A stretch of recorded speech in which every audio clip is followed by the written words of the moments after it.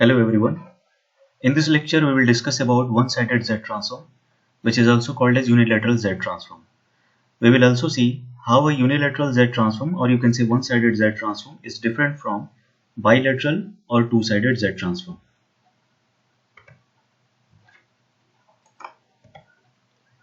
So a bilateral or two-sided Z transform can be expressed as x of z is equal to summation n is equal to minus infinite to infinite x of n z to the power minus n, which is a very general formula. The unilateral Z transform, or you can say the one-sided Z transform, always exists between n is equal to 0 to infinite x of n z to the power minus n.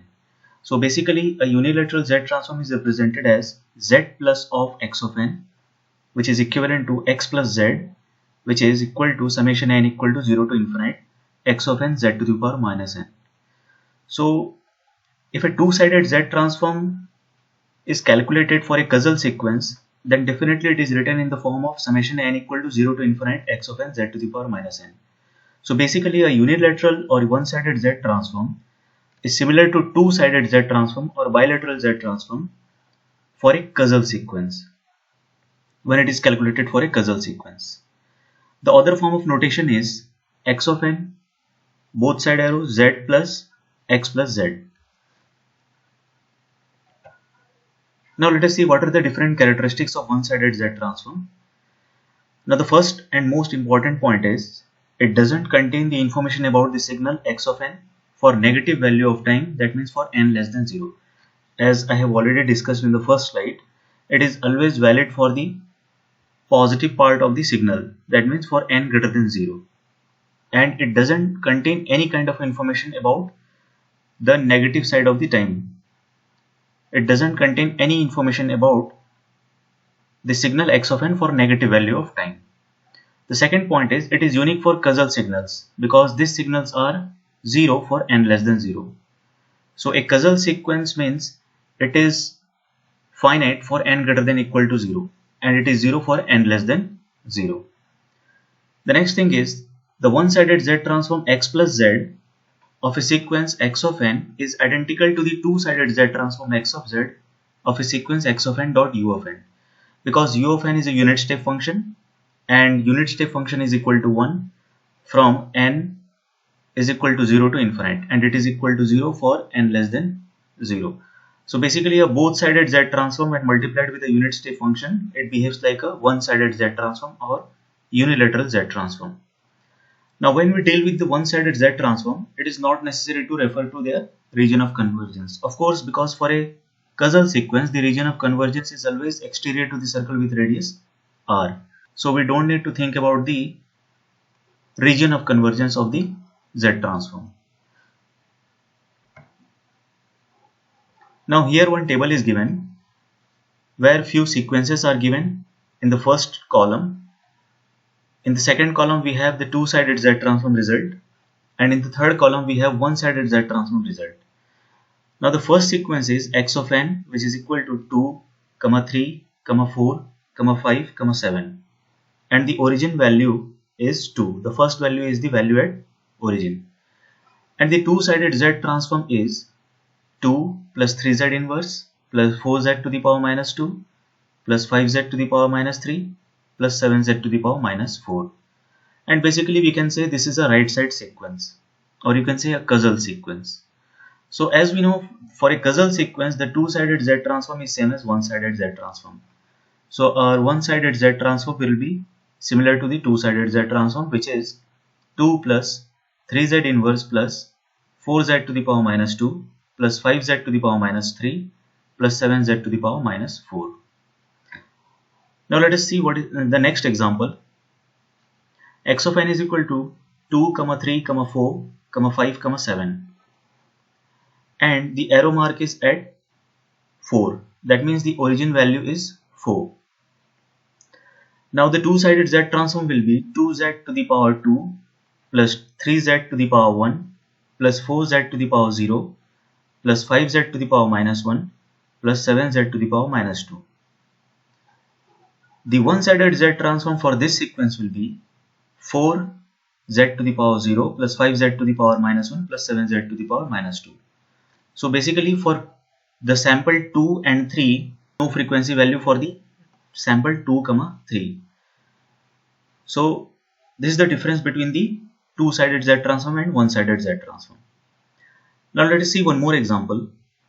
We have x of n is equal to 5, 8, 4, 5, 7, and the value at origin is 4. The two-sided Z transform for this sequence will be 5z to the power 2 plus 8z to the power 1 plus 4 plus 5z to the power minus 1 plus 7z to the power minus 2. And the one-sided Z transform will be 4 plus 5z inverse plus 7z to the power minus 2. So this is a very interesting result, that for this two sequence, the two-sided Z transform are different, but the one-sided Z transform are similar, because the one-sided Z transform doesn't contain any information about the sequence x of n for negative value of time, or you can say for n less than 0. So these two value are n less than 0 and these two value are n less than 0. So these two values will not appear in the one-sided Z transform. In the same way, these two value will not appear in the one-sided Z transform, but it will appear in the two-sided Z transform, in the calculation of two-sided Z transform. Now let us see the next example. X of n is equal to 2, 3, 4, 5, 7, and the value at origin is 7. So basically the two-sided Z transform will be 7 plus 5z to the power 1 plus 4z to the power 2 plus 3z to the power 3 plus 2z to the power 4. Or you can say all the power of z is positive because it is a left side sequence. Now the one-sided Z transform will be 7 into z to the power 0 only, because this particular value is at origin and we know that it doesn't contain any information about the negative value of time. Now the next example is x of n is equal to del of n. Del of n is a unit impulse function, and del of n is equal to 1 for n equal to 0, and it is equal to 0 for n not equal to 0. So two-sided Z transform will be 1, and at the same time the one-sided Z transform will be equal to 1. Now let us see what will be the Z transform of del of n minus k. So here the del of n is shifted by k sample. So x of z will be equal to z to the power minus k according to the shifting property, and x plus z is equal to z to the power minus k also. In the same way, if x of n is equal to del of n plus k, x of z will be equal to z to the power plus k, and x plus z will be equal to 0.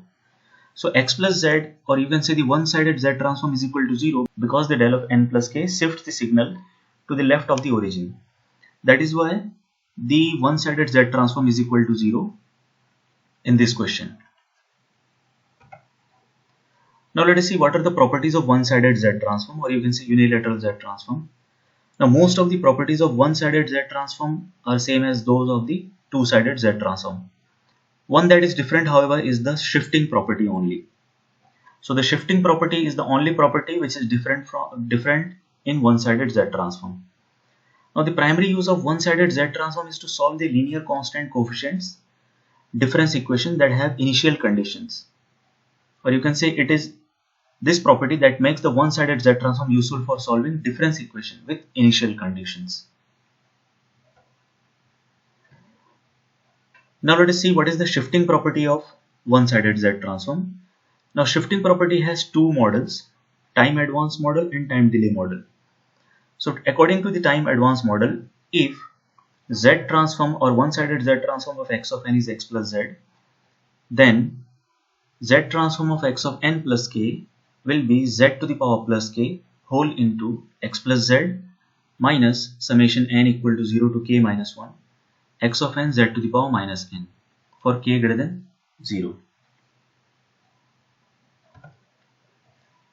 The time delay model says if the sequence is causal, then if the Z transform of x of n is x plus z, then the Z transform of x of n minus k will be z to the power minus k x plus z, which is similar to the two-sided Z transform. Now if the sequence is not causal, then the Z transform of x of n minus k will be z to the power minus k whole into x plus z plus summation n equal to 1 to k x of minus n z to the power n, provided k is greater than 0.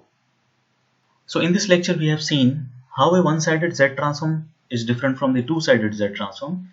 We have also discussed what is the usefulness of the one-sided Z transform for solving differential equations with some initial conditions. So in the next lecture we will prove the shifting property of one-sided Z transform. Thank you.